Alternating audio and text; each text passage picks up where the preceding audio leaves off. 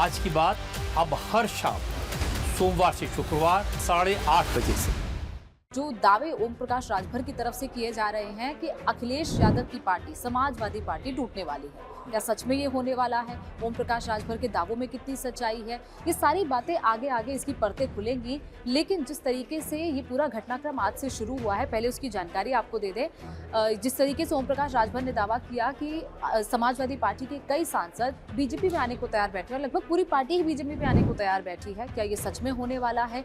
और जिस तरीके से दावा ये भी किया जा रहा है कि सपा के 20 सांसद पलटेंगे, कितने सांसद पलटेंगे ये भी अभी बहुत अटकलें लग रही हैं। लेकिन क्या सच में ऐसा होने वाला है ये अगले कुछ दिनों में पता चलेगा। क्योंकि अखिलेश यादव भी ये कह रहे हैं कि बीजेपी भी के कई लोग आना चाहते हैं उनकी पार्टी में, लेकिन वही लेने को तैयार नहीं है। तो कौन क्या दावा कर रहा है, कितनी सच्चाई इन दावों में है, ये तो आगे पता चलेगा। लेकिन इसकी भूमिका दरअसल कहाँ से शुरू होती है? इसकी भूमिका शुरू होती है बंगाल से। बंगाल से किस तरीके से शुरू होती है, आप शुरू करना बताना चाहेंगे कि बंगाल में किस तरीके का पूरे घटनाक्रम जैसे हुआ। हमने देखा कि ममता बनर्जी की जो पार्टी है वो कैसे टूटी, वो ऐसे टूट गई कि उसमें से 20 सांसद अलग हो जाते हैं, विधायक अलग हो जाते हैं, 58 विधायक अलग हो गए। और उसके साथ साथ ये जो 20 सांसद, अब इन्होंने अपना अलग गुट बनाने का दावा कर दिया। उनसे मिले, स्पीकर से मिले, ओम बिरला से मिले, और उसके बाद उन्होंने एक अलग गुट बनाने का दावा कर दिया। और ये पूरा आखिर ये पूरा घटनाक्रम ये हो क्यों रहा है?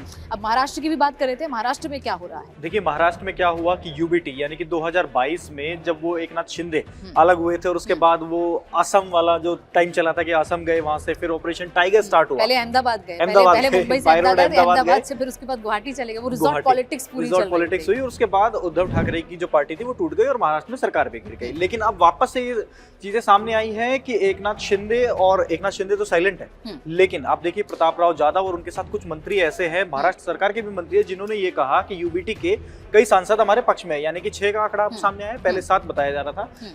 कुल सांसदों की बात करें तो 9 जो लोकसभा सांसद यूबीटी की तरफ से लोकसभा में रिप्रेजेंटेटिव है। उसके बाद अब उद्धव ठाकरे ने एक मीटिंग ली, उस मीटिंग में भी बहुत सारी चीजें हुई। और उद्धव ठाकरे को एक तरह से रिप्रेजेंट करने के लिए कौन आया सामने? संजय राउत ने किस तरह के शब्द बोले, गाली गलौज कर बैठे, जिसकी वजह से ये भी होता है ना कि जब इस तरीके से आप सांसदों को जो चले गए हैं, आपके चले तो गए गए, बागी हो गए हैं, अगर आप उनको ऐसी गाली दे देते हैं तो जो ऑलरेडी लोग हैं आपकी पार्टी में, उनमें किस तरीके का आप तो ट्रस्ट क्रिएट ही नहीं कर पाएंगे। फिर उन्हें भी लगेगा कि हम भी जाएंगे। एरोगेंट है ना, आप देखिए ना मीडिया के सामने अगर आप गाली गलौज कर रहे हैं तो आप सोचिए कि आप सांसदों के साथ कैसे सलूक करते होंगे, आप कैसे सलूक करते होंगे, मतलब पर्दे के पीछे क्या होता होगा। और उसी का फायदा एक तरह से शिंदे गुट ने उठाया। ये जो पूरा घटनाक्रम हुआ ये एक दिन में नहीं हुआ, ये पिछले कई महीनों से चल रहा था। ये भी कहा जा रहा है कि उद्धव ठाकरे, आदित्य ठाकरे तो मिलते ही नहीं थे सांसदों से, विधायकों से मुलाकात नहीं होती है, ये लोग घर से बाहर ही नहीं निकलते, अपनी पॉलिटिक्स सिर्फ घर में ही चलाते रहते हैं। तो जब आप ग्राउंड पर नहीं जाएंगे, आप सांसदों से नहीं मिलेंगे, जबकि आपके सिर्फ 9 सांसद है और 20 विधायक हैं, अगर आप उनसे ही नहीं मिलेंगे तो फिर आप किस तरीके की राजनीति, किस तरह की राजनीति होगी, ये सवाल निशान है। लेकिन हो सकता है कि जिस तरह से टीएमसी, ये शुरुआत कहां से हुई? ये शुरुआत हुई राघव चड्ढा से।